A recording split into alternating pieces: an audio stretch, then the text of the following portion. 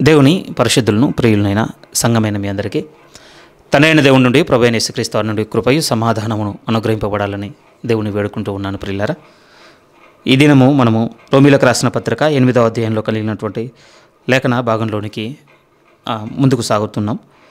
దయచేసి ఇన్ని వారముల నుంచి మనం కొనసాగుతూ వస్తున్నటువంటి ఈ పత్రిక ధ్యానంలో అత్యంత కీలకమైన భాగంలోనికి మనం చేరుకోవడం జరిగింది. ఎంత కీలకమైన భాగము ఈ రోమపత్రిక 8వ అధ్యాయం అనంటే, క్రీస్తునందు దేవుడు మనకు అనుగ్రహించిన జీవితం యొక్క ఆనవాళ్ళు ఇందులో చూడగలం. ప్రియమైన వాళ్ళారా, ఒకప్పుడు లోకస్తులుగా ఉన్న మనము, లోకమును ప్రేమించిన మనము,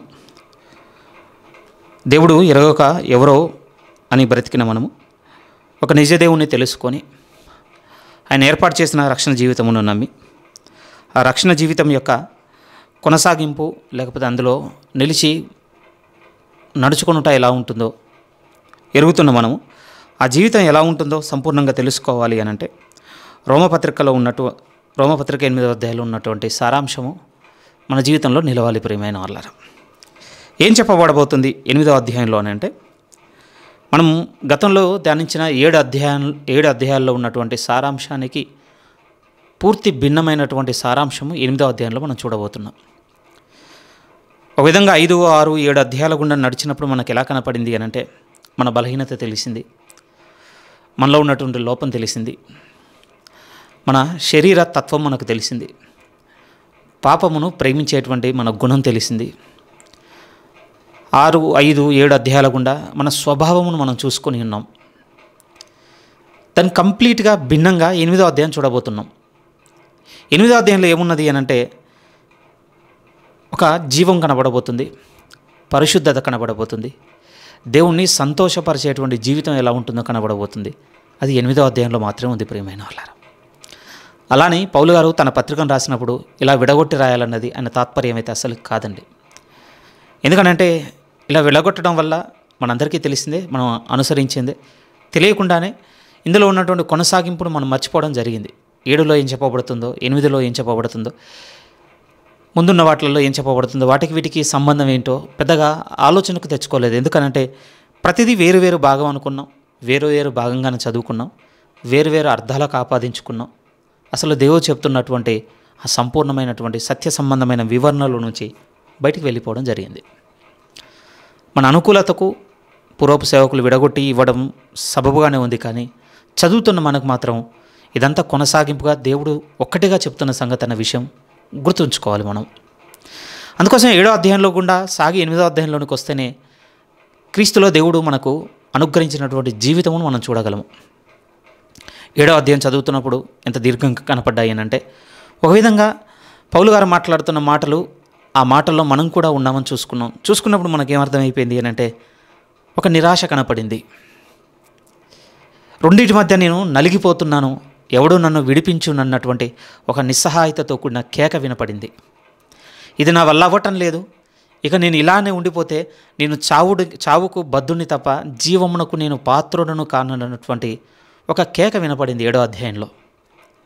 కానీ 8వ అధ్యాయంలోనికి వచ్చేస్తే కంప్లీట్గా ఆపోజిట్. ప్రియమైన వాళ్ళారా, ఎంత వ్యతిరేకత చూడగలమనంటే, ఇక ఇందులో అలాంటి నెగిటివ్ సెన్స్ కనపడదు 8వ అధ్యాయం కూడా చూస్తున్నప్పుడు.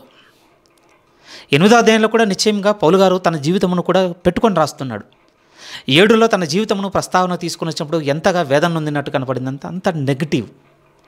నేను చావునకు లోనైనాను, నేను పాపమునకు నేను సేవకునైపోయాను, దాసునైపోయి ఉన్నాను, నన్ను ఏలుతుంది, నన్ను ఎవడు విడిపించును, పెద్ద మాటలు. ప్రియమైన వాళ్ళ, కానీ 8లోనికి వచ్చి చూడగలిగితే ఇక ఇందులో అంతా ఏం కనపడబోతుందంటే, ఒక నిరీక్షణ కనపడబోతుంది. దేవుణ్ణి మనస్ఫూర్తిగా స్తుతించబోతున్న ఒక స్తుతి హృదయం చూడబోతున్నాం 8లో. ఒక ఆశ చూడబోతున్నాం అండి ప్రభువులో, ఒక జీవం చూడబోతున్నాం, ఒక విజయమును కూడా చూడబోతున్నాం 8వ అధ్యాయంలో. వాస్తవానికి ప్రియమైన వాళ్ళారా, దేవుడు కూడా మనల్ని అందరినీ 7వ అధ్యాయంలోనే బ్రతకాలని అసలు కోరుకోవటం లేదు, 8వ అధ్యాయంలో జీవించాలని దేవుడు కూడా కోరుకుంటున్నాడు. 8వ అధ్యాయంలో ఏం చూపించబోతున్నాడో దేవుడు అనంటే, పాపంపై గెలుపును చూపించబోతున్నాడు. ప్రియమైన వాళ్ళారా, మనం సాగుతూ వస్తున్నప్పుడు ఏ విధంగా సాగింది ఈ పత్రిక అనంటే, ఒక్కొక్క అధ్యాయం గుండా సాగుకుంటూ వస్తున్నప్పుడు మనలో ఉన్నటువంటి వైఫల్యమును మనకు కొట్టొచ్చినట్టుగా చూపించింది.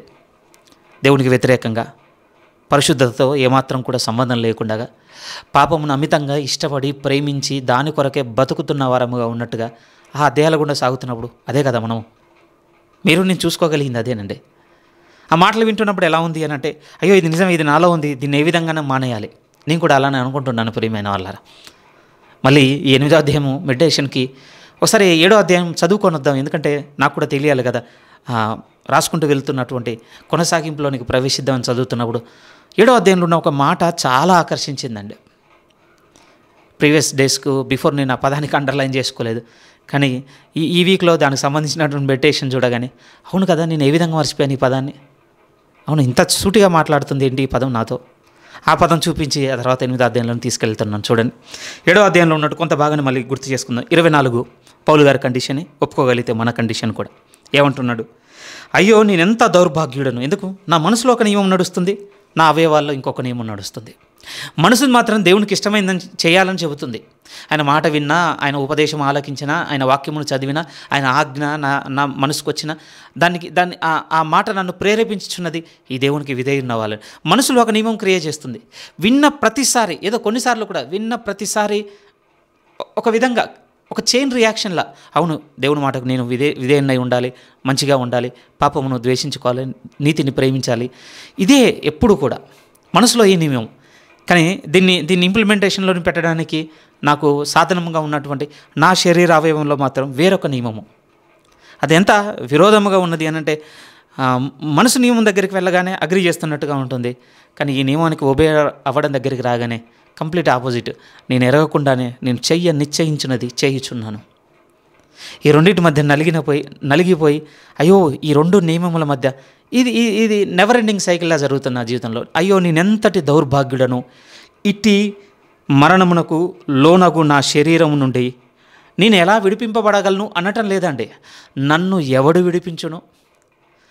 గతంలో నేను మిస్ అయిన పదము నిజంగా కొంత ఇప్పుడు మరింతగా కేంద్రీకరించి చూసిన పదం ఏమిటి అంటే, ఇంతగా ఉన్న ఈ భక్తుడు అంటున్న మాట ఏంటంటే, నన్ను ఎవడు విడిపించును. ఆ పదం బాగా ఆకర్షించిందండి. ఎందుకు ఆకర్షించింది అని అంటే, బాగా ఆలోచించండి ప్రియమైన వాళ్ళారా. దేవుని వాక్యం వింటూ పరిశుద్ధతలో నడుచుకోవాలని ఆశపడుతున్న మనము ఏ ఆలోచనతో ఉన్నాము? మళ్ళీ అడుగుతున్నాను. దేవుని వాక్యమును వింటూ దేవునితో సహవాసం కలిగి ఉంటూ పరిశుద్ధతలో నడుచుకోవాలని ఆశపడుతున్న మనం ఏం ఆలోచిస్తున్నాం? ఏ విధంగా? నేను ఉండాలని ఆలోచిస్తున్నామా? నన్ను ఎవరు ఉంచుతారని ఆలోచిస్తున్నామా? చెప్తానండి, మీరు నేను ఒక ఫేజ్ కదా.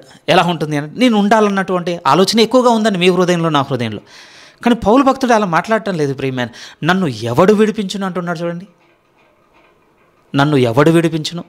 ఎందుకు ఈ మాట అంటున్నాడు అనంటే, ఇక నా వల్ల అవ్వటం లేదని ఆయనకు తెలిసిపోయింది ప్రియమైన వాళ్ళారా. ఇది ఇప్పుడు కాదండి, ఆల్మోస్ట్ 2018 ఎండింగ్ వరకు నేను కూడా ఇక్కడే నిలబడ్డాను. నా వల్ల అవుతుంది అనుకున్నాను. నా శక్తితో, నా నిర్ణయంతో, నా కట్టుబాటుతో, నా స్ట్రిక్ట్నెస్తో, నా పంచువాలిటీతో, నా రూల్స్తో, వీటితో నేను పాసిబుల్ అవుతుంది అనుకున్నాను. అయ్యిందండి, అవ్వలేదని కాదు. ఎలా అయింది అని అంటే, మనుషుల ముందు అయింది, మనుషులు లేకుండా మాత్రం అవ్వలేదండి. దాన్నే బైబిల్ ఏమన్నదంటే వేషధారణ అన్నది ప్రియమైన వాళ్ళ. అలా పాసిబుల్ అయిందండి. పబ్లిక్ ముందు అనుకోండి, ఈ బ్రదర్ మంచి స్పిరిచువల్ పర్సన్, ఆయన మాట్లాడినా, ఆయన ప్రార్థన చేసినా, ఆయనతో డిస్కషన్ పెట్టినా, ఆయన ఏం మాట్లాడినా కూడా ఎప్పుడు కూడా బిబ్లికల్గానే ఉంటుంది ఆయన మైండ్ సెట్ పబ్లిక్గా ఉన్నప్పుడు. కానీ పర్సనల్గా ఉన్నప్పుడు మనం ఏంటో మనకు తెలిసిపోతుంది కదండి. అప్పుడు నాకు అర్థమైంది, ఎక్కడ పోయింది నా పంచువాలిటీ, ఎక్కడ పోయింది నా రూల్స్, ఎక్కడ పోయి నా స్ట్రిక్ట్నెస్, అంత గాలికి ఎగిరిపోయింది. ఎందుకు అంటే, నన్ను నేను విడిపించుకోగలను అనుకున్నాను. కానీ ఈ పత్రిక ధ్యానం ద్వారా, సేవకుల మాటల ద్వారా వచ్చిన తర్వాత నిజమే కదా, నన్ను ఎవడు విడిపించడానికి కదా ఇప్పుడు నేను చూడవలసింది. ఎందుకంటే నా వల్ల అయిపోయింది. ఇక నా శక్తి ఎంతో అంత పెట్టాను, దానివల్ల వచ్చిన అవుట్పుట్ ఏమిటి అంటే ఫెయిల్యూర్, డిఫీట్, ఓటమి. ఇప్పుడు ఇక ఏమైనా ఉంది అంటే, నా శక్తి అంతా అయిపోయింది కనుక ఇంకా ఏమైనా ఉందంటే ఇంకొకరు నాకు చేయవలసిందే సహాయం. అందుకోసం పౌలు గారు కూడా ఎంత చక్కగా నన్ను ఎవడు విడిపించును. ఎందుకంటే 8వ అధ్యాయంలో ప్రియమైన వాళ్ళారా, ఇక ఏం కనబడబోతుంది అని అంటే, 7వ అధ్యాయం కంప్లీట్ కాంట్రాస్ట్. 7వ అధ్యాయం మొత్తం నేను, నా యందు, ఈ పదాలే కదండి. మోర్ దెన్ 20 times గట్టిగా లెక్క పెట్టుకుంటే ఆల్మోస్ట్ అంటే ఒక 40 సార్లు కనపడుతుంది. సరే అంత అకౌంట్లో 20 సార్లకి ఎక్కువ అనుకుందాం, 25 సార్లు నేను, నా యందు, నా ఈ పదాలే ప్రియమైన వాళ్ళ. బట్ 8వ అధ్యాయానికి వచ్చేసరికి కంప్లీట్ ఆపోజిట్ ఏమిటంటే ఇక అస్సలు కనపడని పదం ఏంటంటే 8వ అధ్యాయంలో నేను అన్న పదం అయితే అస్సలు కనపడదండి ఇక. ఎందుకంటే ఇంకా నా వల్ల అయిపోయింది. నా వల్ల ఎంత అయింది అంటే నేను ఎంతటి దౌర్భాగ్యుడినో నాకు అర్థమైపోయింది. నా స్ట్రెంగ్త్, నా క్యాపబిలిటీ, నా విల్ పవర్ ఎంత అంటే ఇది దౌర్భాగ్యమైనదే, నిస్సహాయమైనదే, నాకు ఏమాత్రం కూడా సహాయం చేయలేందే. ఈ 2 నియమముల మధ్య సంఘర్షణ సాగుతున్నప్పుడు నేను ఎక్కడ నిలబడి చూసుకోగలిగాను? ఆడియన్స్ పోర్షన్లోనే ఉన్నాను. మైండ్ వైపు బెండ్ అవ్వగానే ఓకే అన్నట్టుగా ఉన్నాను, బాడీ వైపు బెండ్ అవ్వగానే అంతే సరెండర్ అవుతున్నాను. ఆడియన్స్ అంతే. అందుకోసం ఎంత కాంట్రాస్ట్ చూపించబోతుంది. ఇక 8వ అధ్యాయంలో అస్సలు కనపడనటువంటి పదం ఏమిటంటే నేను అన్న పదం కనపడదు ప్రియమైన వాళ్ళారా. 7వ అధ్యాయం వరకు చాలా దీర్ఘంగా వచ్చిన ఇంకొక ముఖ్యమైన పదం ఏం కనపడుతుందండి? ధర్మశాస్త్రం అన్న పదం చాలా దీర్ఘంగా వచ్చిందండి. 3 నుంచి మొదలైంది, 7వ అధ్యాయము వరకు చాలా దీర్ఘంగా కొనసాగింది. ఇక 8వ అధ్యాయం నుంచి కనపడని పదంగా కూడా అదే కనపడబోతుంది. ధర్మశాస్త్రం ఇక కనపడదు. ఒకవేళ గట్టిగా మాట్లాడాలంటే ఇక మొదటి 4 వాక్యాలు అయిపోయిన తర్వాత, ఎందుకంటే మొదటి 4 వాక్యాల్లో ఒకసారి ప్రస్తావన జరిగింది, ఆ తర్వాత ఇక అస్సలు కనపడదు. కీ పదాలుగా, ముఖ్యమైన పదాలుగా గుర్తు చేస్తున్నాను. మనం నడుచుకుంటూ వచ్చిన పదాలే కదా ఇవన్నీ. ఓటమి కనపడింది, అందులో వైఫల్యం కనపడింది, నిరాశ, నిస్పృహ కనపడింది, నిస్సహాయత కనపడింది 7వ అధ్యాయం వరకు. కానీ 8 నుంచి ఇక కనపడబోతుంది ఏమిటి అంటే విజయం కనపడబోతుంది ప్రియమైన వాళ్ళారు, జీవం కనపడబోతుంది. ఇంకా స్థిరంగా చెప్పాలంటే, ముఖ్యమైన పదాలుగా చెప్పాలంటే ఇక ధర్మశాస్త్రమునకు బదులుగా దేవుడు అన్నటువంటి పదాలు కనపడుతుంటాయి. నేను అని చెప్పుకుంటూ వచ్చినటువంటి పదాలకు ప్రతిగా మళ్ళీ ఏం కనపడబోతున్నాయంటే ఇప్పటి నుంచి చూడబోయేటువంటి అతి ముఖ్యమైన కీలకమైన పదం ఏమిటంటే ఆత్మ అన్న పదము. పరిశుద్ధాత్మని ప్రస్తావన, ఆత్మ అన్న పదమే ఇక రిపీటెడ్గా మనం చూడబోతున్నాం. ఇక జీవం అన్న పదాన్ని చాలా కేంద్రంగా చూడబోతున్నాం ఇందులో. వీటితో పాటు అంటే అత్యంత కీలకమైన ఇంకొక పదం కూడా ఉన్నది ప్రియమైన వాళ్ళరా. ఒక విధంగా ఆ పదం ఏ విధంగా చెప్పవచ్చు అంటే యందు, నందు, క్రీస్తునందు, ఆత్మయందు, ఈ పదాలండి. ఇన్ అన్న వర్డ్ చాలా రిపీటెడ్గా కనబడుతుందండి. ఎందుకు ఇవి ఇంపార్టెంట్ వర్డ్స్ అంటున్నానంటే రిపీట్ అయ్యాయి ప్రియమైన వాళ్ళారా. వాటితో చాలా అర్థము ఆపాదింపబడిందండి. ఇది మనం స్థిరంగా చూడడానికి మనం ప్రయత్నం చేద్దాం. ఒక విధంగా అండి ఒక జర్మన్ క్రిస్టియన్ ఏ విధంగా చెప్పాడట, ఇది నాకు బాగా అనిపించిందండి సేవకుల నోట విన్నప్పుడు. కొంతమంది అది ఎవరు కాదు మార్టిన్ లూథర్ గారు అని అన్నారు, కొంతమంది ఏమో సరే ఆయన పేర్లు తెలియదు, కాకపోతే ఒక జర్మన్ క్రిస్టియన్ ఆయన ఏమన్నాడంటే బైబిల్ అంతా ఒక అందమైన ఉంగరం అనుకుంటే రోమపత్రిక ఆ ఉంగరంలో పొదిగినటువంటి ఒక అమూల్యమైన రాయి. వాళ్ళు పోల్చిన విధానం, ఆ రాయిని చూడగానే దాంట్లో ఒక స్పార్క్ వస్తుంది కదండి, ఒక షైన్, ఒక బ్లింక్ ఉంటుంది సార్, ఇట్లా చెముక్కని మెరుస్తుంది. ఆ చెముక్కున మెరిసే ఆ మెరుపే రోమపత్రిక 8వ అధ్యాయం చెప్పాడటండి ఆ సేవకుడు. బైబిల్ అంతటినీ ఒక రింగ్, ఒక ఉంగరంగా తీసుకుంటే అందులో పొదగబడినటువంటి ఆ అమూల్యమైన రాయిగా రోమపత్రిక మొత్తాన్ని తీసుకోవచ్చు. ఆ రింగులో అందమైన రాయి, ఆ రాయిని చూడగానే ఒక చిన్న స్పార్క్ ఉంటుంది కదండి, ఇట్లా చూడగానే కంటికి చిలుక్కని మెరుస్తుంది కదా, ఆ మెరుపే రోమపత్రికలో ఉన్నటువంటి 8వ అధ్యాయం. ఎంత బ్యూటిఫుల్గా ఉందండి.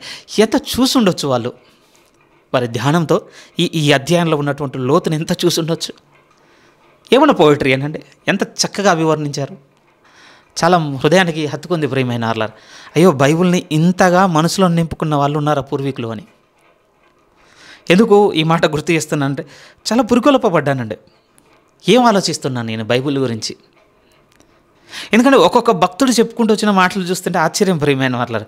ఒకరేమో మనం సండే గుర్తు సర్వ సంపదలు నాకు దొరికాయి, మనమేంటి ఇంత ఈజీగా చూస్తున్నాం దీనివైపు.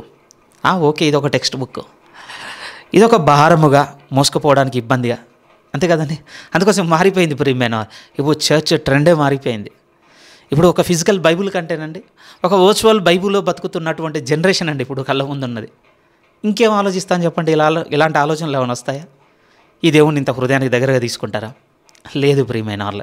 ఇక్కడ విచిత్రం ఏంటో తెలుసండి, ఇంత దగ్గరగా తీసుకున్న ఆ తరమేమో మేము అయోగ్యులం అనుకున్నది దేవుని దృష్టికి. అసలు ఇంత దూరంగా బతుకుతున్న ఈ తరం మాత్రం మాదే అనుకుంటుందండి పరలోకం. ఈ రెండింటి మధ్య ఎక్కడున్నామో మనం ఆలోచించుకోవాలి. ఎందుకంటే ఈ 8వ అధ్యాయంలో ఒక సెక్షన్ వస్తుందండి, ఆ సెక్షన్ మనల్ని చాలా బలంగా పరీక్షిస్తుంది ప్రియమైన వాళ్ళారా. ఇక లేట్ చేయకుండానే 8వ అధ్యాయం నుంచి సాగిపోదాం ప్రియమైన. మొదటి వాక్యం నుంచి చూడగలిగితే మొదటి వాక్యం ఏమన్నది, కాబట్టి ఇప్పుడు క్రీస్తు యేసు నందున్న వారికి ఏ శిక్షా విధియు లేదు. ఇది చాలా కీలకమైన మాట అండి. దీని గురించి ఎంత అంటే వివరముగా సేవకులు వారి యొక్క అభిప్రాయమును వెలుగుచ్చారు అని అంటే కామెంటరీస్ చదువుతుంటే వండర్ అయిపోతున్నా. ఇంత ఎక్స్పాన్షన్ ఏంటి ఈ వాక్యం మీద? పేరాలు రాసేశారండి. అదంతా చెప్పి మిమ్మల్ని ఇబ్బందులకు గురి చేయను, కానీ అంత ప్రభావం కలిగిన మాట. రోమపత్రిక 8వ అధ్యాయం మొదటి వాక్యం.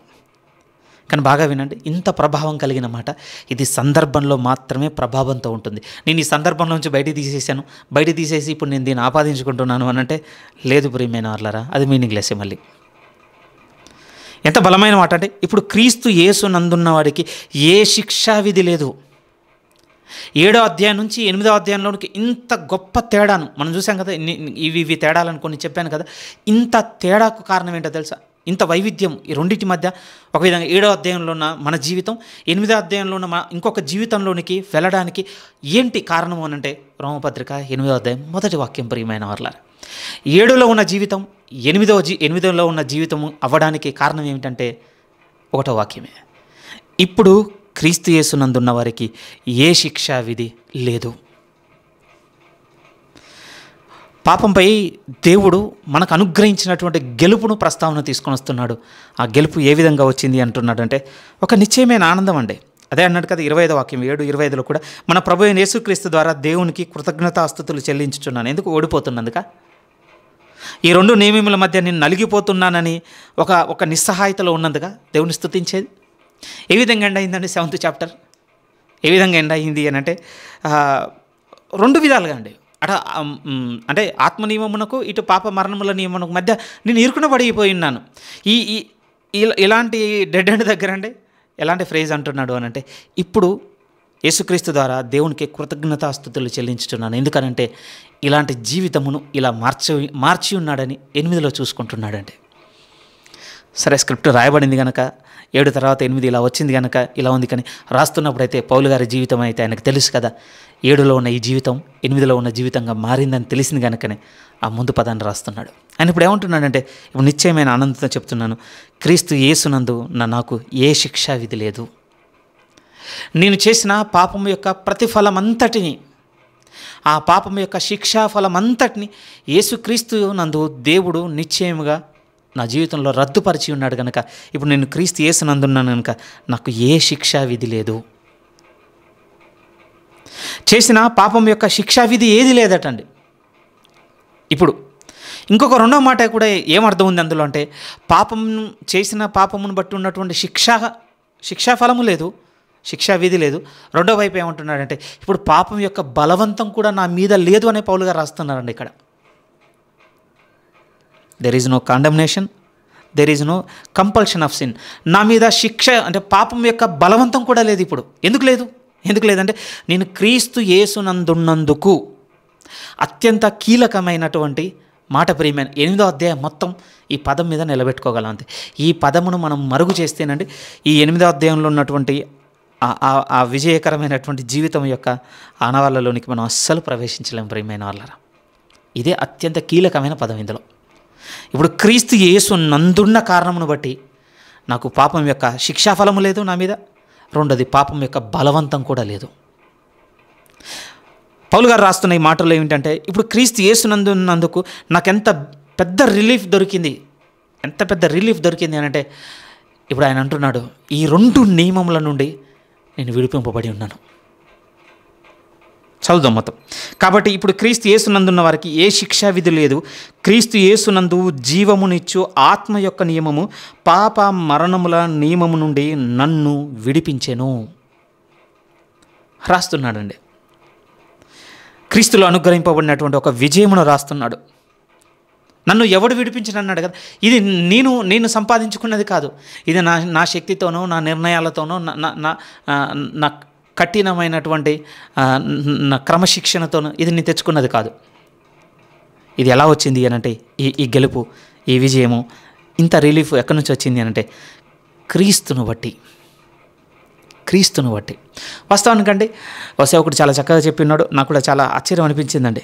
అరే అవునా, ఇంత అర్థం ఉందా ఇందులో అని. అసలు వాస్తవానికటండి 8వ అధ్యాయం మొదటి వాక్యము 4వ అధ్యాయం ఎండింగ్లోనే రాయాలండి. 3-4 అధ్యాయాలు మనం చదువుతున్నప్పుడు ఏం చూసుకున్నాం? చాలా వారాలు అవుతుంది కనుక మీరు మర్చిపోతుండొచ్చు, రిమైండ్ చేస్తాను. 3-4 మనం చూస్తున్నప్పుడు ఏమనిపించింది అని అంటే, ధర్మశాస్త్రం వల్ల దేవుని దృష్టికి ఏ మనుషుడు కూడా నీతిమంతుడు కాడు. అలా 4వ అధ్యాయంలోనికి రాగలిగితే మన క్రియలను బట్టి ఏమైనా నీతిమంతులు అవుతామా? అటు అబ్రహాం కావచ్చు, ఇటు దావీదుని ఎత్తుకున్నాడు, వారు ఏమైనా క్రియలను బట్టి దేవుని దృష్టికి నీతిమంతులుగా ఎంచబడ్డారా? లేదు, విశ్వాసమును బట్టి. కేవలం దేవుని ఎడల కలిగి ఉన్న విశ్వాసము వారికి నీతిగా ఎంచబడింది, క్రియలను బట్టి కాదు. వాస్తవానికంటే 3-4 అధ్యాయాల వివరణ అంతా చెప్పి కింద సమరీలో ఏవోడే యాడ్ చేయొచ్చు అని అంటే, నిశ్చయంగా అనొచ్చు, ఇప్పుడు క్రీస్తు యేసునందున్న మనకు ఏ శిక్షా విధి లేదని అక్కడే చెప్పేయచ్చండి ఆయన.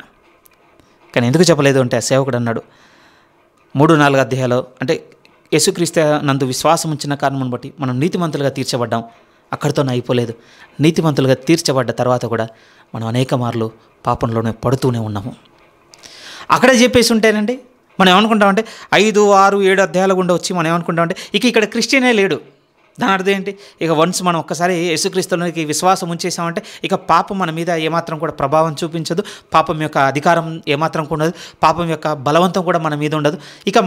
ఇక అంతే, మనం ఏ పాపం చేయకుండా బతికేస్తామన్నటువంటి అభిప్రాయంకు మనము అక్కడే వచ్చేస్తాం, అక్కడే చెప్పేస్తే. కానీ వాస్తవం అదండి లేదు కదా. దాని అధికారం చూస్తున్నాం, క్రీస్తులోనికి వచ్చిన తర్వాత కూడా దాని బలవంతం చూస్తున్నాం కదండి. బాప్తిసం తీసుకున్న తర్వాత చూడలేదా?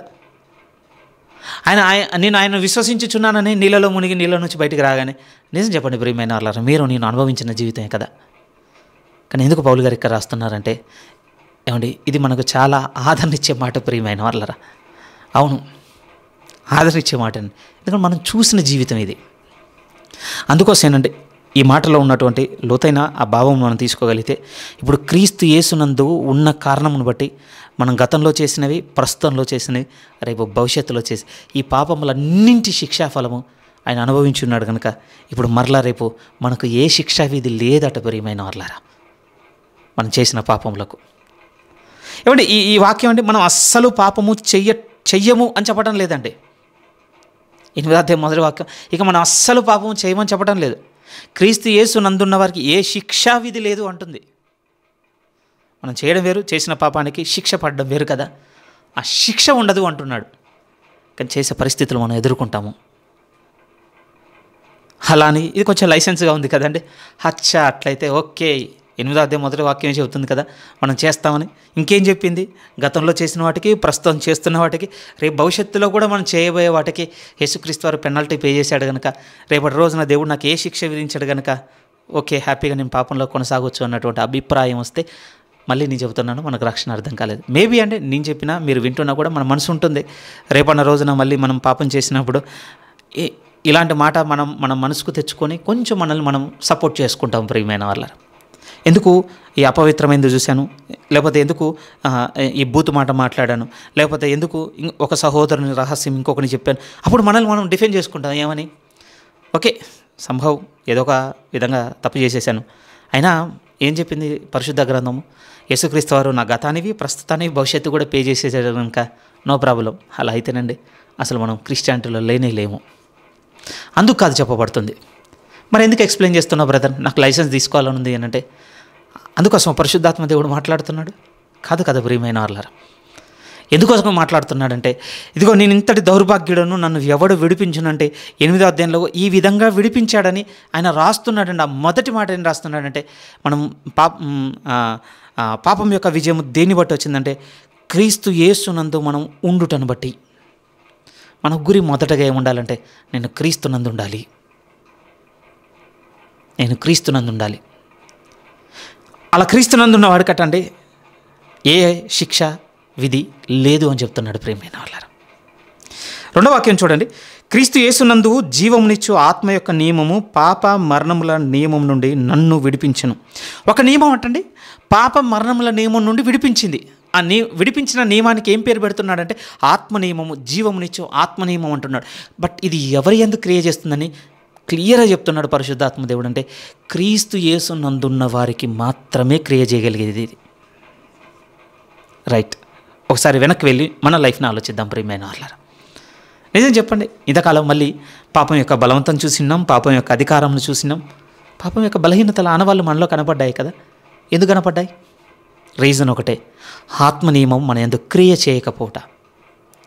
మన మనసు ఏదైతే కోరుకుంటుందో అది నా అవయవములు ఎందుకు చేయలేకపోయి ఉన్నాయంటే, మనసులో ఉన్నటువంటి ఈ ఆత్మ నియమము మన అవయవంలో ఉన్నటువంటి పాప మరణముల నియమమును చంపకపోవట. ఎందుకు చంపలేదు? మైండ్లో ఉన్నది కదా, బాడీలో కూడా ఫంక్షన్ చేయొచ్చు కదా. అంటే దేవుడు అంటున్నాడు, మనం ఎందులో లేమటంటే క్రీస్తునందు మనము లేము. క్రీస్తునందు ఉండుట అంటే ఏంటి? వస్తాం ప్రియమైన వాళ్ళారా. ఎందుకంటే 13వ వాక్యం నుంచి అండి, ఐ థింక్ వస్తాం 9 నుంచి 17వ వాక్యం వరకు క్రీస్తునందు ఉండుట అంటే ఏంటో చాలా లోతుగా ఉంది. అది వచ్చేవారం మనం చూస్తాం నిశ్చయంగా. ఎందుకంటే అక్కడ చాలా కండిషన్స్ బేస్ అయి ఉన్నాయండి. ఎడల 5 సార్లు వస్తుందండి 9వ వాక్యం నుంచి మీరు చూస్తే. వచ్చేవారం మనం డీటెయిల్గా చూస్తాం. చాలా షరతులతో కూడి ఉన్నది ప్రియమైన వాళ్ళారా ఆ లేఖన భాగం. మనము కానీ ముందైతే ఒక విజయాన్ని చూద్దామండి. పాపంపై గెలుపు ఏ విధంగా అనుగ్రహింపబడింది అంటున్నాడంటే పరిశుద్ధాత్మ దేవుడు, క్రీస్తు యేసునందున్నవాడి ఎడల నా నియమం పనిచేస్తుంది. నా నియమం ఏం చేస్తుందంటే మన అవయవంలో ఉన్నటువంటి పాప మరణముల నియమములను జయించింది. పౌలు గారు అదే చూస్తున్నారండి క్రీస్తులో. ఈరోజు నాకు ఇంత గొప్ప రిలీఫ్ ఎందుకు దొరికింది అని అంటే 2 కారణాలను బట్టి. మొదటి కారణము, ఇప్పుడు క్రీస్తు యేసునందున్న నాకు ఏ శిక్షా విధి లేదు. ఇది మొదటి కారణం. రెండో కారణం ఏమంటున్నా అంటే, ఇప్పుడు పాపం యొక్క బలవంతం కూడా లేదు నా మీద. ఎందుకు నన్ను బలవంతం చేయటం లేదు అని అంటే, ఆత్మ నియమము నేను క్రీస్తు యేసునందున్నందుకు నా ఎందుకు క్రియ చేసింది కనుక ఇప్పుడు పాప మరణముల నియమం నుండి నాకు విడుదల. మీరే ఆలోచించండి ప్రియమైన వాళ్ళారా. క్రీస్తు యేసునందున్న పౌలు గారి జీవితంను చూస్తుంటే కొన్ని మాటలు మాట్లాడుతుంటాయని మనతో. నిజంగా అలాంటి మాటలు మీ యందు నా యందు లేవు అనే మనము చిన్నపుచ్చుకోవడానికి చెప్పడం లేదు, కానీ మనం క్రీస్తు యేసునందు లేమనడానికి ఆనవాళ్ళుగా ఇస్తున్నాను పౌలు గారు అనే మాటలే. ఇప్పుడు జీవించుచున్నది నేను కాదు, నా యందు క్రీస్తే అంటాడు ప్రియమైన వాళ్ళారా. నిజంగా ఏ రోజైనా మన మనసుకు అలాంటి ఆలోచన మనకు కలిగిందా? ఏ రోజన్నా? పోనీ అది చాలా దూరమైన మాట, చాలా ప్రాక్టికల్ది ఒకటి మాట్లాడతాను ప్రియమైన. ఒక్క సండే అన్నానే మన జీవితంలో, ఒక్క సండే అన్న, ఒక్క ఆదివారం అన్న ఈ లోకం ఆవలను ఇంకొక లోకంలో ఉన్నటువంటి జీవితపు అనవాళ్ళను లేకపోతే అనుభవాలను మన అనుభూతి చెందినటువంటి రోజు ఒక్కరోజైనా ఉందా మనకు? ఒక్క సండే అన్న. ఒక పరలోకంలో ఒక మహిమ కలిగిన సింహాసనం మీద కూర్చున్న దేవాది దేవుణ్ణి, ఆయన కుడిపార్శ్వం నందు ఆసీనుడై ఉన్నటువంటి యేసుక్రీస్తు వారిని, పరిశుద్ధ దూతల ఆ వాతావరణమును, దేవుని ప్రజెన్స్ ఒకటి ఉంటుంది కదండి మనతో. అలాంటిది ఒక ఆలోచన మనల్ని ఆవహించినటువంటి ఒక్క అనుభూతి అయినా మనకుందా? లేదని నేను మిమ్మల్ని విమర్శ చేయటం లేదు, కానీ ఒక ఆనవాళ్ళ దగ్గరికి మిమ్మల్ని తీసుకురావడం, క్రీస్తు యేసునందు మనం ఉన్నాము అనడానికి కొన్ని ఆనవాళ్ళు ఇస్తున్నాను. అవి ఉన్నాయంటే వెరీ బ్లెస్డ్ అండి, చాలా హ్యాపీ కూడా. లేవని నేను ముందే అంటున్నాను కదా, మిమ్మల్ని విమర్శ చేయటం లేదు, కానీ ఒక పదంలో మనం లేవు అని అంటే అక్కడికి వెళ్ళి చూసుకోవాలి, నిజంగా నేను క్రీస్తు యేసునందే ఉన్నానా? ఎందుకంటే ఆయన ఎందున్నవాడు కట్టండి, ఏ శిక్షా విధి లేదట. అది గతంలో పాపం కావచ్చు, ప్రస్తుతంలో కావచ్చు, రేపు భవిష్యత్తుది కావచ్చు. వీటి యొక్క పాపం యొక్క ప్రతిఫలం అంతయు దేవుడు ఆయన కుమారుని ద్వారా తీసివేసి ఉన్నాడు. ఇది మొదటి ఆనందం అండి. రెండో ఆనందం ఏమిటి అంటే, ఇప్పుడు పాపం యొక్క బలవంతం కూడా నా మీద లేదు. ఓకే, పాపం చేయనని నేను అసలు అంగీకరించటం లేదు, చేసే పరిస్థితులు ఉంటాయి, కానీ ఏమంటాడండి, బలవంతం లేదు నా మీద.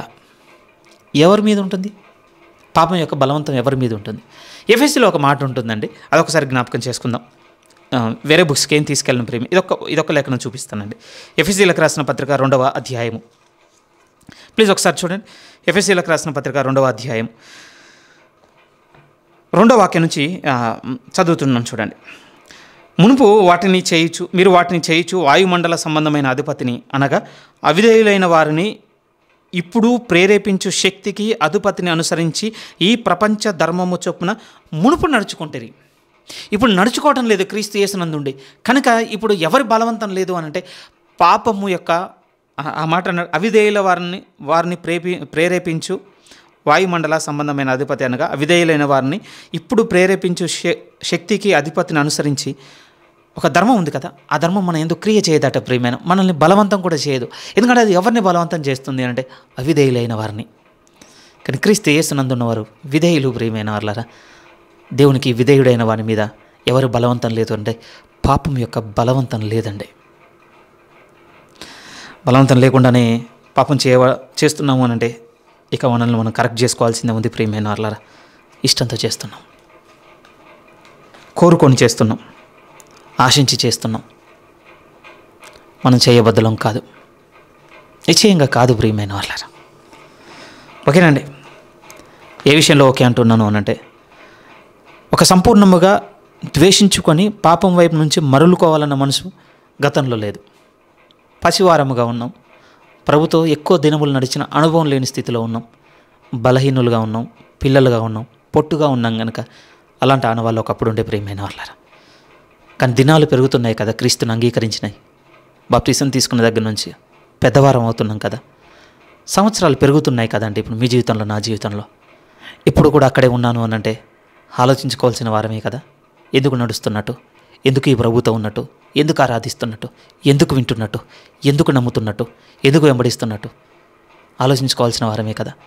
ఆలోచిస్తే ఏమర్థమవుతుంది అనంటే, ఇప్పటికైనా నేను ఒక స్థిరమైన నిర్ణయం తీసుకోవాలి నా ప్రభు జీవితంలో, ఒక స్థిరమైన నిర్ణయం తీసుకోవాలి.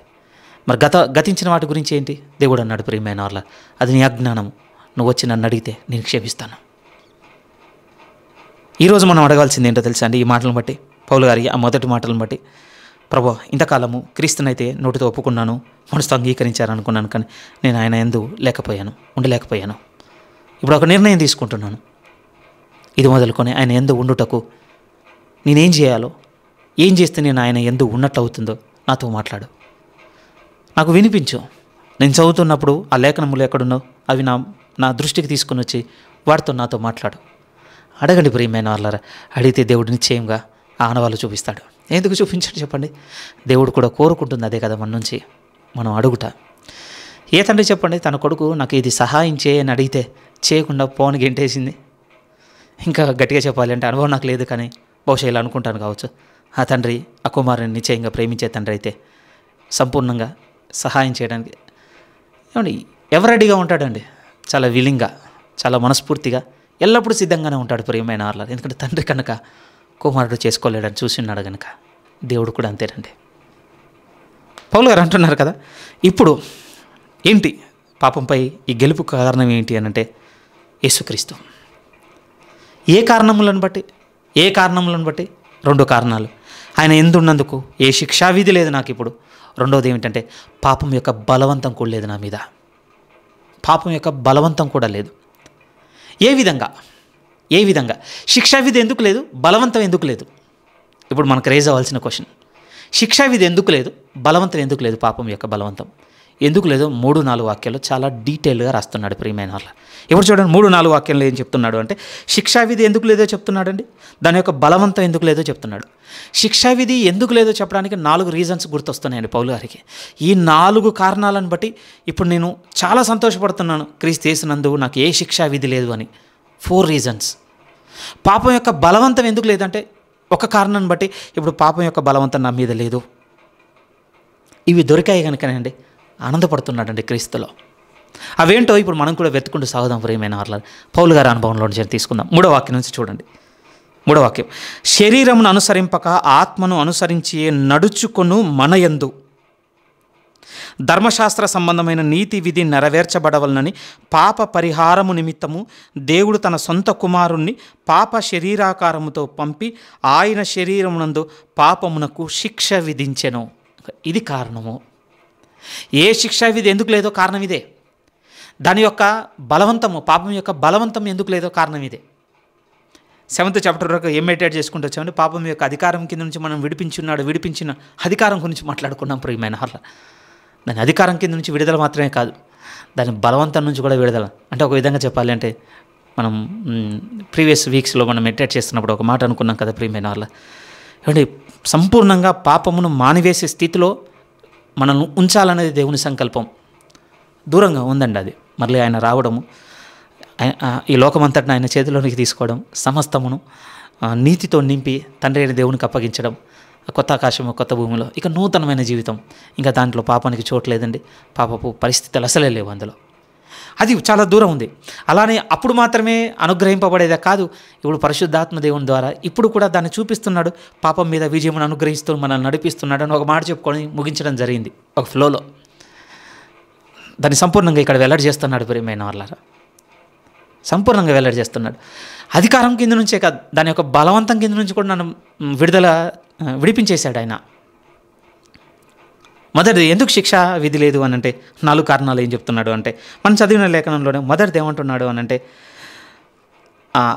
మన తెలుగులో రాయబడుతున్నప్పుడు ఆయన తన కుమారుణ్ణి పాప శరీర ఆకారముతో పంపి, ఫస్ట్ థింగ్ ఏం జ్ఞాపకం చేసుకుంటున్నాడంటే, యేసుక్రీస్తు వారు అంటే ఆయన ప్రీ ఎగ్జిస్టెన్స్ అండి. ఒక విధంగా మనకు ఆయన మరియ గర్భమున పుట్టి ఉన్నాడు అన్నటువంటి ఈ మానవ శరీరధారిగా వచ్చిన ఈ జీవితంకు ముందు పూర్వమే ఆయన ఉన్నాడు. ఆయన పూర్వమే ఉన్నాడు. అది మొదటి రీజన్గా చెప్తున్నాడండి. మీరు ఒకసారి ఆలోచించండి, ఏ రోజైనా మనం మనసుకు తెచ్చుకొని ఆనందపడ్డాము ప్రియమైన వాళ్ళారా? అవును, నేను నమ్మిన నా ప్రభు నా యేసుక్రీస్తు ఈ సృష్టి పుట్టక మునిపే పూర్వమే ఉన్నవాడని మనసుకు తెచ్చుకొని ఒక్కరోజైనా మనం ఆనందపడ్డాము. ఏమోనండి, అది అసలు మనసుకు తెచ్చుకోవాలని కూడా ఎప్పుడు అనుకోలేదు మనం. నిజమే కదా? ఎందుకు తెచ్చుకోవాలి?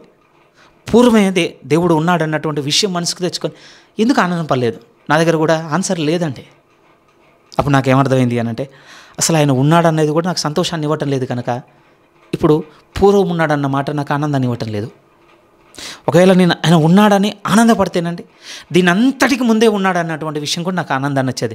ఎందుకు ఆనందాన్ని ఇచ్చేది అయ్యేది అని అంటే, ఓహో వీటన్నిటిని ఏర్పాటు చేసింది ఆయన, వీటన్నిటిని సృష్టించింది ఆయన, వీటన్నిటి మధ్య నా జీవితం ఇలా ఉండాలని నిర్ణయించి ఈ ప్లేసెస్లో, ఈ కండిషన్స్లో, ఈ కష్టాల్లో, ఈ సుఖాల్లో, ఈ నష్టాల్లో, ఈ లాభాల్లో డిజైన్ చేసింది కూడా ఆయన అన్నటువంటి ఒక ఆనందం ఉండేది. అంతే కదా? పౌలు గారు అది అనుకుంటున్నాడు ప్రియమైన వాళ్ళ. లేకపోతే ఎందుకు గుర్తు చేసుకుంటాడు చెప్పండి? ఆయనను పంపించాడన్న విషయాన్ని ఎందుకు, ఒక ప్రీ ఎగ్జిస్టెన్స్ని ఎందుకు మనసుకు తెచ్చుకుంటున్నాడు? ఎందుకు తెచ్చుకుంటున్నాడు అనంటే, ఓకే నా స్థితి మొదటి నుంచి ఇప్పటి వరకు మొత్తాన్ని చూస్తున్నాడు, అందుకోసమే ఆయన నా ముందున్నాడు, నన్ను గమనిస్తున్నవాడుగా ఉన్నాడు, ఇదంతా ఏర్పాటు చేసి ఉన్నాడు. చాలా ఎక్స్పాండ్ అవుతుంది. కానీ ఒకసారి ఆలోచించండి ప్రియమైన పౌలు గారు ఇక్కడ ఎత్తుకున్న ఈ 4 విషయాలు చాలా యూనిక్గా ఉంటాయండి. మేబీ ఇప్పుడు నా అనుభవంతో తక్కువ ఎక్స్ప్లెయిన్ చేయగలుగుతుండొచ్చు, కానీ నేను సిద్ధపడుతున్నప్పుడు ప్రియమైన వాళ్ళారా, ఒక్కొక్క సేవకున్నట్టు దీని ఎక్స్ప్లెనేషన్ విన్నప్పుడు షాక్ అయ్యానండి. అవును కదా, వీళ్ళు చాలా దూరం వెళ్ళి ఆలోచిస్తున్నారేంటి ప్రభుతో. నేను కూడా ఏ రోజు ఎందుకు అనుకోలేదు, చాలా ముందే ఉన్నాడు నా ప్రభు అన్నటువంటి మాట మనసుకు తెచ్చుకొని ఎందుకు ఆనందపడలేదు?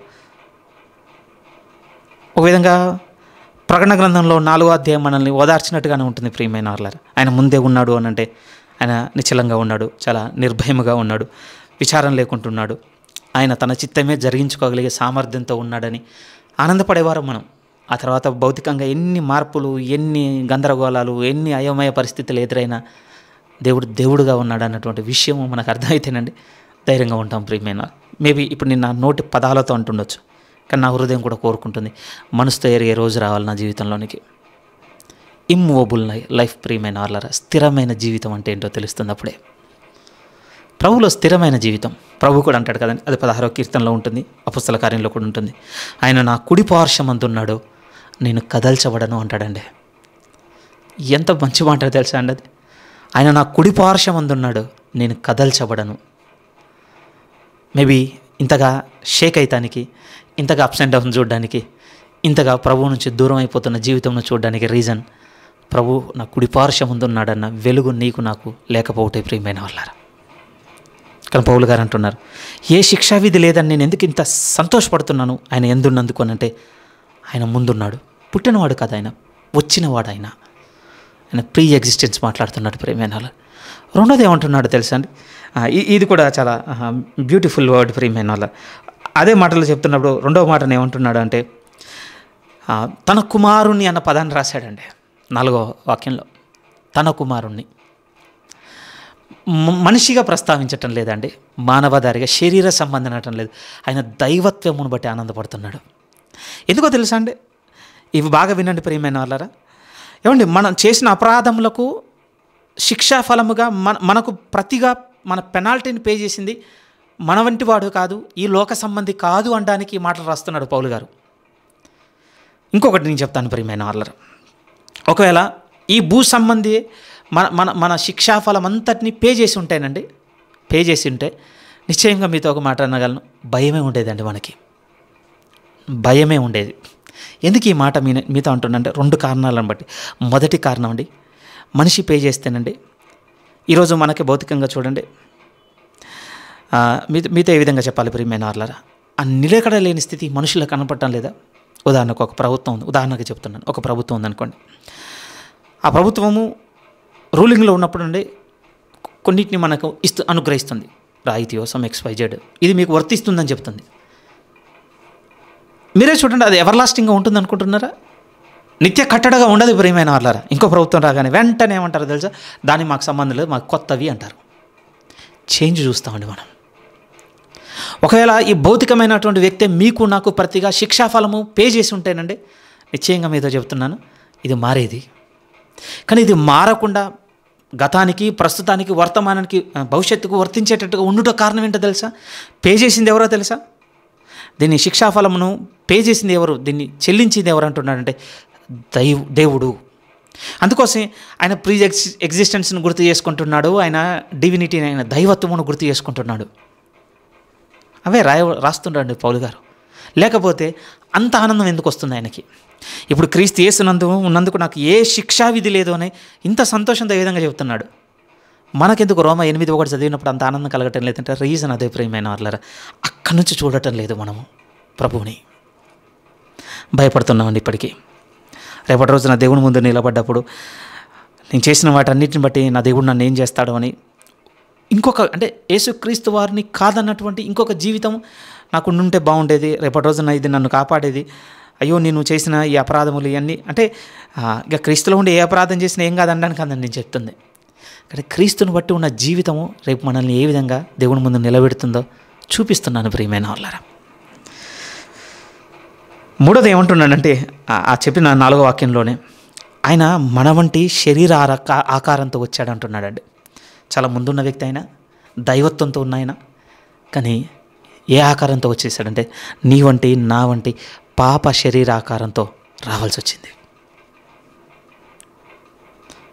4వ కారణం ఏం చెప్తున్నాడంటే ప్రియమైన వాళ్ళారా, మనందరికీ ప్రతిగా ఆయన అన్నాడు కదా, ఆయన శరీరం నందు మన పాపమునకు శిక్ష విధించాను. ఈ వివరణ అంతట్లో అండి. ఇప్పుడు నాకు ఏ శిక్షా విధి లేదని ఎందుకింత సంతోషంతో అనుకోగలుగుతున్నాడు పౌలు గారు అని అంటే, క్రీస్తు యేసునందు ఉన్నందుకు. ఇది దేవుడు చేసింది, నా కొరకు చేసింది. నా శిక్ష నిమిత్తము నా శరీరం అందు దీన్ని శిక్ష విధించుంటే ఏమాత్రం కూడా నిలవకపోయేది, ఎందుకంటే ఇది పాపంతో నిండి ఉన్నది. కానీ నా వంటి శరీర ఆకారంతో పంపబడిన, పాపం లేనిగా ఉన్న ఆయన పరిశుద్ధ శరీరం నందు నా పాపమునకు నాకు ప్రతిగా దేవుడు శిక్ష విధించేశాడు. చెల్లించవలసిన వెలంతా ఆయన చెల్లించున్నాడు కనుక ఇప్పుడు అనుకుంటున్నాడు, ఇప్పుడు క్రీస్తు యేసునందు నేనున్నందుకు నాకు ఏ శిక్ష విధి లేదు. ఎందుకంటే నేను చెల్లించవలసిన శిక్ష అంతయో ఎవరు చెల్లించి ఉన్నారంటే నా ప్రభువు. ఇది మొదటిదండి. ఎందుకు శిక్షా విధి లేదంటే ఈ 4 కారణాలను బట్టి. ఏదో బయటికి కాదు ప్రియమైన పౌలు గారు రాసిన మాటలే, 4 వాక్యాలు అవే ఉన్నాయి. మరొకసారి చదువుదాం, మిస్ అయిపోయి ఉండొచ్చు. శరీరం అనుసరింపక ఆత్మను అనుసరించి నడుచుకుని మన యందు ధర్మశాస్త్ర సంబంధమైన నీతి విధి నెరవేర్చబడవలనని పాప పరిహారము నిమిత్తము దేవుడు తన సొంత కుమారుణ్ణి పాప శరీరాకారముతో పంపి ఆయన శరీరం నందు పాపమునకు శిక్ష విధించని. ఎవరి పాపము? నీ పాపం, నా పాపం. ఈ మాటలు రాస్తున్న పౌలు పాపము, ఆదాము మొదలుకొని సర్వమానవాళి పాపం. ఆయన పాపం కాదు ప్రియమైన వాళ్ళరా. కానీ మనమంటే శరీరాకారమే, కానీ ఎవరిది అనంటే పూర్వం ఉన్న ఆయనది, దేవుంది ప్రియమైన వాళ్ళ, ఆయన దైవత్వం. ఈ 4 కారణములను మనసుకు తెచ్చుకొని ఇప్పుడు ఇది మనిషి అయితే మారిపోయేది, లోక ప్రభుత్వం అయితే రద్దు చేసేది. కానీ ఇవి దేవునివి కనుక నిశ్చయమైన ఆనందం. ఇప్పుడు నాకు ఏ శిక్షా విధి లేదు క్రీస్తు యేసునందు ఉన్నందుకు. మరి బలవంతం ఎందుకు లేదు? పాపం యొక్క దాని ఫలం అంటే చేస్తే పాపం యొక్క శిక్ష అయితే లేదు, మరి బలవంతం ఎందుకు లేదు? బలవంతం ఎందుకు లేదు అని అంటే బాగా వినండి ప్రియమైన వాళ్ళ. దేవుడు మనం చూసుకుంటూ వచ్చిన ప్రీవియస్ చాప్టర్స్ వరకు ధర్మశాస్త్రం చాలా ప్రధానంగా వినపడ్డది. ఎందుకు ధర్మశాస్త్రం ఇచ్చినాడు దేవుడు? దేవోక్తి లేని ఎడల జనులు కట్టులేక తిరుగుతారు. దేవుడు అసలు ఆజ్ఞ ఎందుకు ఇచ్చి ఉన్నాడు? దానికి లోబడ్డాం అనుకోండి అతిక్రమిస్తే పాపం అవుతుంది. లోబడ్డాం అనుకోండి నెరవేర్చిన వారం అవుతాం. నెరవేర్చిన వారం ఏమనుకోండి అది మనకు జీవం. అదే కదా కట్టుబట్టి. ధర్మశాస్త్రం అయితే క్రీస్తు యేసునందు దాన్ని దేవుడు రద్దుపరిచి ఉన్నాడు. కానీ బాగా వినండి ప్రియమైన వారలారా, ఒక నియమముతో కూడిన జీవితం మాత్రం బతకాలనేది దేవుని ఏర్పాటండి. ఇప్పుడు లా లేదు, ధర్మశాస్త్రం ఏం లేదు కనుక మనం ఇక ఫ్రీ బర్డ్స్, మనకు నచ్చింది చేయొచ్చు అని అనుకోవడానికి కాదండి. దేవుడు నిబంధన కలిగిన దేవుడు ప్రియమైన వాళ్ళ. అలా అని మళ్ళీ లా ఉనికిలో ఉందంటే ధర్మశాస్త్రం ఉనికిలో ఉందని నేను చెప్పడం లేదు, కానీ ధర్మశాస్త్రం నెరవేరిన తర్వాత ఇక దానికి ఉనికితో పని లేదు. నెరవేరినంత వరకే కదండి ఉనికి. ఒకసారి నెరవేరింది అనుకోండి ఇక రద్దు. అదే చెప్తున్నాడండి. ఇప్పుడు దాని యొక్క బలవంతం ఎందుకు లేదో తెలుసా? ధర్మశాస్త్రం ఉండి అది నేను నెరవేర్చలేని వానిగా ఉంటే పాపమునకు బలం దొరికేది, నన్ను బలవంతం చేసేది. అదే కదండి 7వ అధ్యాయంలో ఏమన్నాడు? పాపం ఏం చేసిందంట? ఆజ్ఞను ఆధారం చేసుకుని నన్ను ఏలింది. పౌలు గారు అదే రాశారు కదా. మరి ఇప్పుడు అది రద్దు అంటే దేవుడు రద్దు చేసి ఉన్నాడు కనుక ఇప్పుడు అసలు ఏ నియమ నిబంధనలు లేవు కనుక ఇక ఫ్రీ అయిపోయిన అట్లా చెప్పడం లేదు. అది రద్దు చేసినాను. ఎందుకు రద్దు అయింది అని అంటే అది నెరవేరింది కనుక రద్దు అయింది. ఇప్పుడు అది నెరవేరిపోయింది కనుక పాపమునకు ఇప్పుడు ఆజ్ఞ ఆధారంగా లేదు, అంటే ఆజ్ఞ ఆధారం చేసుకొని నన్ను ఏలేటట్టుగా లేదు. నెరవేరడానికి కారణం ఏంటి? పాపం యొక్క బలవంతం ఎందుకు లేదంటున్నాడు? ధర్మశాస్త్రము ఒకప్పుడు పాపమునకు బలాన్ని ఇచ్చుండే, కానీ ఇప్పుడు అది నెరవేరిన కారణాన్ని బట్టి ధర్మశాస్త్రం ఇప్పుడు నన్ను బలవంతం చేయలేదు. ఇక ఎక్కడుంది ఈ మాట వివరణ? ఎక్కడుంది అని అంటే మళ్ళీ చదువుతాను 3-4. శరీరం అనుసరింపక ఆత్మను అనుసరించే నడుచుకొను మన యందు ధర్మశాస్త్ర సంబంధమైన నీతి విధి నెరవేర్చబడవలనని. నెరవేరకముందు పాపమునకు ఆజ్ఞ ఆధారంగా దొరికి ఉండే, ఆజ్ఞను ఆధారం చేసుకొని మనల్ని అందరినీ ఏలింది. కానీ నెరవేరింది అనుకోండి, ఆధారం లేదు. నెరవేరడానికి కారణం ఏంటి? పాపం యొక్క బలవంతం నా మీద ఇప్పుడు ఎందుకు లేదని పౌలు గారు ఆపాదించుకుంటున్నానంటే ఇప్పుడు ధర్మశాస్త్రము నెరవేర్చగలిగి ఉన్నాను కనుక ఇప్పుడు పాపం యొక్క బలవంతం నా మీద లేదు. ఏ విధంగా నెరవేర్చున్నాడు? ఏ విధంగా నెరవేర్చున్నాడు? క్రీస్తు యేసు నందు ఇప్పుడు నెరవేర్చబడి ఉన్నది ప్రియమైన వాళ్ళారా. ఆయన యందు మాత్రమే కాదు, ఆయన యందు మనం ఉన్న కారణమును బట్టి ఆయన ఆత్మ నియమము ఈరోజు మనల్ని అందరి యందు కూడా ధర్మశాస్త్రము నీతి విధి నెరవేర్చగలిగే వారిగా మనల్ని చేసింది. ఏంటి ఏంటి ఈ పదాల ఈ జంబ్లింగ్ అంతా ఏంటి? ఏం ఎక్స్ప్లెయిన్ చేస్తున్నా బ్రదర్ అంటే ఒక్క పదంతో చెప్తాను ప్రియమైన. ధర్మశాస్త్రం అంతా నెరవేర్పు ఎందులో ఉందో తెలుసా అండి? బైబిల్లో చెప్పింది, నా మాట కాదు. ధర్మశాస్త్రం మొత్తం నెరవేర్పు ఎందులో ఉంది అంటే ప్రేమలో ఉంది ప్రియమైన వాళ్ళారా. దానికి చాలా పెద్ద కంకార్డెన్స్ ఉందని మీరు రాసుకుంటానంటే రాసుకోండి. మత్తయి సువార్త 22వ అధ్యాయం మీరు చదువుకున్నారనుకోండి, శాస్త్ర ఉపదేశకుడు వస్తాడు, ప్రభు ఏది ప్రధానమైన ఆజ్ఞ? ప్రభు అన్నాడు, ఆయన నువ్వు దేవుణ్ణి ఇలా ప్రేమించాలి, నిన్ను వలె నీ పొరుగువాన్ని కూడా ప్రేమించాలి. ఈ 2 ఆజ్ఞలు దేనికి ఆధారమైనో తెలుసా? ధర్మశాస్త్రమునకు ప్రవక్తలకు, వీరిరువురికి ఆధారమై ఉన్నవి. ఈ 2 ఆజ్ఞల్లో ఉన్నటువంటి ఈ ప్రేమ అన్న మాట కనుక లేకపోతే అది ధర్మశాస్త్రము నిలవదు, అటు ప్రవక్త మాటలు కూడా నిలవవు. మీకు తెలిసిన మాట కనుక నేను వచనం చూపించటం లేదు, మీ మనసు ఉంటే తర్వాత వెతుకొని చూసుకోండి. క్లియర్గా చెప్తాడు, నీ పూర్ణ హృదయంతోనూ, నీ పూర్ణ ఆత్మతోనూ, నీ పూర్ణ బలంతోనూ, నీ పూర్ణ వివేకంతోనూ నీ దేవుణ్ణి నువ్వు ప్రేమించాలి. అలాగే నిన్ను వలె నీ పొరుగు అన్ని కూడా నువ్వు ప్రేమించాలి. ఈ 2 ఆజ్ఞలు ధర్మశాస్త్రమునకు ఇటు ప్రవక్తల మాటలకు ఆధారమునై ఉన్నవి. ఇదే రోమపత్రిక మీరు 13వ అధ్యాయంలో మీరు చూసుకున్నారనుకోండి, 8వ వాక్యం కూడా చూడండి. రోమపత్రిక 13:8, మీరు ఒకరినొకడు ప్రేమించుట విషయంలో తప్ప మరి ఏమీ ఎవనికి అచ్చి ఉండవద్దు, పొరుగు అని ప్రేమించువాడే ధర్మశాస్త్రమును నెరవేర్చినవాడు. గతంలో చూస్తున్నప్పుడు ఎలా చూసాండి? 5, 6, 7 అధ్యాయాల గుండా వస్తున్నప్పుడు అసలు నెరవేర్చినవాడు ఒక్కడు లేడు, నిలపడానికి అసలు ఏమాత్రం కూడా ఆధారం లేదు. ఒకటి మీరిన మొత్తం మీరినట్టే అసలు పరిస్థితులంతా వేరుగా ఉండేవి 7 అధ్యాయాల వరకు. కానీ 8వ అధ్యాయంలో చూస్తే ఇప్పుడు ఏమంటున్నాడు? ధర్మశాస్త్ర సంబంధమైన నీతి విధి నా యందు నెరవేరిపోయింది. అందుకోసం ఇప్పుడు ఆజ్ఞను ఆధారం చేసుకొని నన్ను ఏలాలనుకున్న పాపం నాకు బలమే లేదు కనుక ఇప్పుడు అది నన్ను బలవంతం చేయలేకపోతుంది. ఏంటి దీని అర్థం? ఈ కొద్ది మాటలే కాదు ప్రియమైన, మీరు గల్తీ పత్రిక 3వ అధ్యాయంలో చూసినా కనపడుతుందండి. ఇది ప్రేమే ఇక ధర్మశాస్త్రం మొత్తం నెరవేర్చిందన్నమాట. యోహాను పత్రిక 1వ పత్రిక మొత్తం చదివిన మీకు అదే కనపడుతుంది ప్రియమైన. ప్రేమ ధర్మశాస్త్ర సంబంధమైన నీతి విధి నెరవేర్పంతా ఒక్క పదంలో నిక్షిప్తమై ఉంది, ఒక్క పదంతో సంక్షిప్తమై ఉంది ప్రేమ. ఆ ఒక్క పదం ఏంటంటే ప్రేమ. అందుకోసం ఒక సేవకుడు చాలా బాగా చెప్పి ఉన్నాడండి. ఏమండి, మనం పాపం ఎక్కడ చేస్తున్నాం ఒక విధంగా చెప్పాలని, ధర్మశాస్త్రం ఉదాహరణకు 10 ఆజ్ఞలు అనుకో, మొదటి 10 ఆజ్ఞలు మనం తీసుకున్నాం అనుకోండి, ఆ 10 ఆజ్ఞలు ఒక్క పదం మనం కలిగి ఉంటే నిలుపుకోగలమాట ప్రియమైన. ప్రేమ అన్నది ఒకటి మనకుంటే, అది దేవుని ఎడల మనకుందనుకోండి, మొదటి 4 ఒక్కటి కూడా తప్పం ప్రియమైన వాళ్ళారా.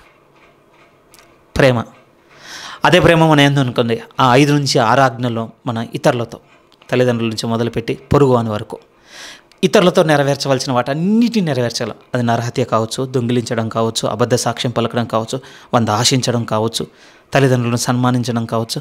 ఇవన్నీ ప్రేమ ఉంటే సాధ్యమైపోతాయండి. ప్రేమ లేదు కనుకనే ఆశిస్తున్నాం, దొంగిలిస్తున్నాం, నరహత్య చేయాలనుకుంటున్నాం, వ్యభిచరిస్తున్నాం. అంతే కదా. ఒకరిని ప్రేమించగలిగితే వీటి చేయలేం ప్రియమైన వాళ్ళరా. ఏ విధంగా చెప్పాలో నాకు కూడా తెలియదండి. ఎందుకంటే ప్రభు అన్నంతగా మన ప్రేమలో ఇంకా మనం వేరుపారలేదు కదా. మేబీ ఇక్కడ బహుశా తల్లిదండ్రుల ప్రేమను తీసుకురా వచ్చేమో, కానీ అది చెప్దామన్నాండి. ఇప్పుడున్న ఈ నాగరిక ప్రపంచంలో జరుగుతున్నటువంటి ఈ ఘోరాలు చూస్తుంటేనండి, వారిని కూడా విట్నెస్ చేయాలన్నటువంటి పరిస్థితులకి మనిషిలో ఉన్న నైతిక విలువలు దిగజారిపోయాయి. ప్రియమైన కొంచెం పాత తరానికి వెళ్ళామనుకోండి, ఏదేమైనా సరే నా బిడ్డ బతుకుంటే చాలని ఆరాటపడిన తల్లిదండ్రులు ఉన్నారు.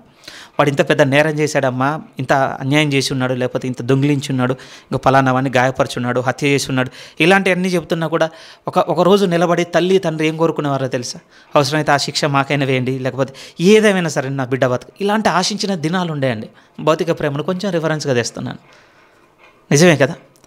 ఏమండి, వారికి హాని చేయొద్దన్నటువంటి తాపత్రయం కావచ్చు, వారు నష్టపోవద్దన్నటువంటి తాపత్రయం కావచ్చు, మనకి కీడు చేయొద్దన్న తాపత్రయం కావచ్చు. ఒకప్పుడు తల్లి తండ్రికి పిల్లల పట్ల ఎందుకుండే అంటే వారు కలిగి ఉన్న ప్రేమను బట్టి. ప్రియమైన వాళ్ళ ఇవి ఇప్పుడు చెప్పడానికి ఎటువంటి సాక్ష్యం లేని దినాల్లోనికి మనం వచ్చేసి ఉన్నాం.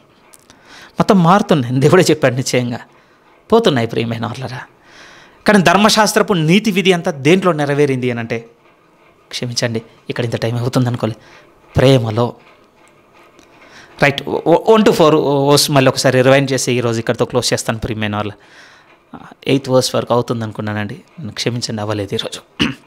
పౌలు గారు రాస్తున్నారు, పాపంపై గెలుపు ఏ విధంగా వచ్చిందని రాస్తున్నాడంటే మొదటి 4 వాక్యంలో చెబుతున్నాడండి. క్రీస్తు యేసును బట్టి. ఈరోజు ఆయన ఎందున్న కారణాన్ని బట్టి నాకు ఏ శిక్షావిధి లేదు. శిక్షావిధి మాత్రమే కాదు, పాపం యొక్క బలవంతం కూడా నాకు లేదు. శిక్షావిధి లేదు కనుక ఇప్పుడు పాపం చేయదుమా? నిశ్చయంగా అట్లా అనరాదు, మనం అనుకోవడానికి కూడా వీల్లేదు. మనకు ప్రభు అర్థం కానట్లే. అలా అయితే ఈ ప్రభుత్వం ఇంకేం అవసరం? ఈయన దగ్గరికి వచ్చి కూడా పాపం చేస్తాను, ఈయన దగ్గరికి రాకుండా పాపం చేయడం మేలు కదా. అదే కొంచెం బెటర్ కండిషన్ ఏమో దీంతో పోలిస్తే. ఎందుకంటే తీర్పే దేవుని ఇంటి వద్ద ప్రారంభమైతే ఇక అవతల నిలిచిన పరిస్థితి ఏంటంటే వదలడు. ప్రియమైన వాళ్ళ రమణ ప్రభు నిశ్చయంగా రేపటి రోజున తీర్పు సింహాసనం మీద కూర్చొని తీర్పు తీర్చబోతుంది కూడా ఎవరు? మనం విశ్వసించిన యేసుక్రీస్తు నరుడు 8వ అధ్యాయంలోనే వస్తుంది, మళ్ళీ మెన్షన్ చేస్తాడు. మనకు శిక్ష విధించేవాడు ఎవడు? క్రీస్తు యేసు అను నరుడు. అదే మాటలు తీసుకొని వస్తాడు. ఎందుకంటే ఆయన మనల్ని ఏంటో చూసి ఉన్నాడు, మన జీవితం ఎలా ఉంటుందో చూసి ఉన్నాడు. నిశ్చయంగా సంయోచిత సహాయం చేయడానికి ఆయన సంసిద్ధుడు. ప్రియమైన వాళ్ళు ఇప్పుడు ఈయన ఆశ్రయించింది ఎందుకు? ఆ జీవితం బతకకుండా ఉండడానికి. ఈయన ఆశ్రయించి కూడా ఆ జీవితం బతుకుతానంటే మనకు అర్థం కాలేదు. అందుకోసం అంటున్నాడు, అది తప్పుగా అర్థం కాకూడదు. క్రీస్తు యేసునందు ఉన్నవాడికి ఇప్పుడు ఏ శిక్షా విధి లేదు. అందుకోసమే ఈ పాప మరణంలో నియమం నుండి విడిపింపబడి ఉన్నానని నేను ఆనందపడుతున్నాను. ఇప్పుడు శిక్షా విధి మాత్రమే కాదు, పాపం యొక్క బలవంతం కూడా ఇప్పుడు నా మీద లేదు. ఎందుకు శిక్షా విధి లేదు? ఆయన దైవంశ సంబుతుడుగా ఉన్నాడు, ఈ సృష్టికి పూర్వమే ఉన్నాడు. కానీ ఆయన నా వంటి శరీర ఆకారంతో ఈ భూమి మీదకి వచ్చినాడు. అది మాత్రమే కాదు, మనందరం చేసిన పాపమునకు శిక్ష దేవుడు ఆయన శరీరం నందు విధించి ఉన్నాడు కనుక ఇప్పుడు నాకు శిక్షా విధి లేదు. మరి బలవంతం ఎందుకు లేదు అని అంటే, ఒకప్పుడు పాపమునకు ఆధారము ఆజ్ఞ ఉండే, ధర్మశాస్త్రం ఉండే, దాన్ని ఆధారం చేసుకుని అందరినీ ఏలింది కదా ఆ మరణం. కానీ ఇప్పుడు ఏం జరిగిందంటే దాని ధర్మశాస్త్రపు నీతి విధి నా యందు నెరవేరిపోయింది. ఎట్లా నెరవేరిపోయింది? నేను క్రీస్తు యేసునందు ఉన్నాను కనుక.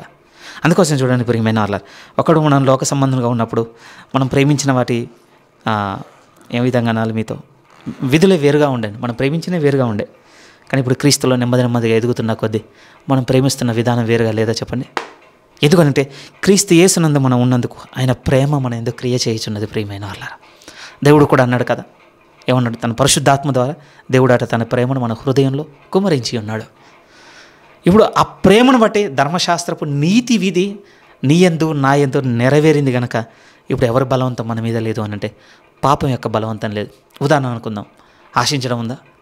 అతన్ని మనం ప్రేమించగలిగితే అతన్ని ఏం ఆశిస్తాం? ఇంకేమి బలవంతం చేస్తే చెప్పండి? మనం ఇప్పుడు 100 ఆశించు, 100 గుంజుకో, 100 ఏ విధంగా బలవంతం చేయగలుగుతుంది? ఎందుకు బలవంతం చేయలేకపోతే అతన్నే ప్రేమించేస్తుంది.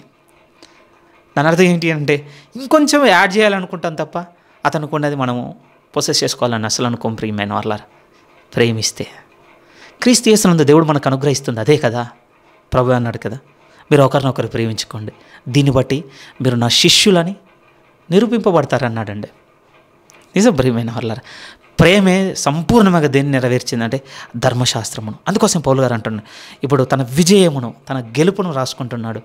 ఇప్పుడు క్రీస్తు యేసునందు ఉన్నందుకు ఆయన జీవమునిచ్చే ఆత్మ నియమము నాలో ఉన్న పాప మరణంల నియమమును జయించింది. అటు శిక్షాఫలం లేకుండా చేసి ఉన్నాడు, రెండో వైపు దాన్ని బలవంతం కింద నుంచి కూడా తీసుకొచ్చి ఉన్నాడు. రైట్, ఇప్పుడు 5వ వాక్యం నుంచి 8వ వాక్యం వరకు మోస్ట్ ఎసెన్షియల్ పార్ట్ ఏం రాస్తున్నాడంటే ఒక కంపారిజన్ తీసుకొస్తున్నాడండి. ఒక పోలిక ఏం తీసుకొస్తున్నాడంటే ఆత్మ నియమం ఏ విధంగా ఉండే, జీవమునిచ్చే ఆత్మ నియమం ఏ విధంగా ఉండే, పాప మరణముల నియమం ఏ విధంగా ఉండే. ఎందుకంటే ఇంత దూరం నడిచిన తర్వాత కూడా ఇంకా ఈ పాప మరణముల నియమమే బాగుందని అందులో సాగాలనుకునేటువంటి అభిప్రాయం ఉంది. శీఘ్రంగా శిక్ష వెంటనే కలక్కపోటు చూడగా మనకు నచ్చింది చేయాలనుకుంటాడు. కానీ ఒక పోలికను తీసుకొని వచ్చి ఒక నిర్ణయంలోనికి నడిపిస్తున్నాడు ప్రియమైన వాళ్ళరా. అది 5 నుంచి 8 వరకు మనం చూడగలం. వచ్చే వారం చూద్దాం ప్రియమైన వాళ్ళరా. ఇంకొంచెం ముందుకు సాగడానికి ప్రయత్నం చేద్దాం. ప్లీజ్ రిపీటెడ్గా చదవండి, ఎందుకంటే చాలా డెప్త్ ఉన్న చాప్టర్ అండి. నాకు కూడా తెలియదు, చాలా లోతుగా ఉంది. మాటికి ఎవ్రీ మార్నింగ్ దీన్ని ఓపెన్ చేసి చదువుతున్న కొద్దీ మరి కొత్త విషయాలు. అవును కదా, ఇంత లోతుగా కనపడుతుంది, ఎంత లోతుగా రాసి ఉన్నాడు. చాలా దీర్ఘమైన విషయాలు ప్రియమైన వాళ్ళు. ఇంకొంచెం వెలుగండి. వచ్చే వారం చూద్దాం. ఈరోజు దేవుడు మనకు అనుగ్రహించిన ఈ కృపను బట్టి దేవుని నిజంగా స్తుతిస్తున్నాను. గ్రహించగలిగేటువంటి మనసు మీకు అనుగ్రహించినందుకు కూడా దేవుని కొనియాడుతూ మీ ఓపికకు, మీ ఓర్పుకు, మీ ఆసక్తిని బట్టి మిమ్మల్ని ప్రోత్సహించు ప్రభువులు మరింతగా కొనసాగాలని మనసారా దీవిస్తూ మాటలు ముగిస్తున్నాను.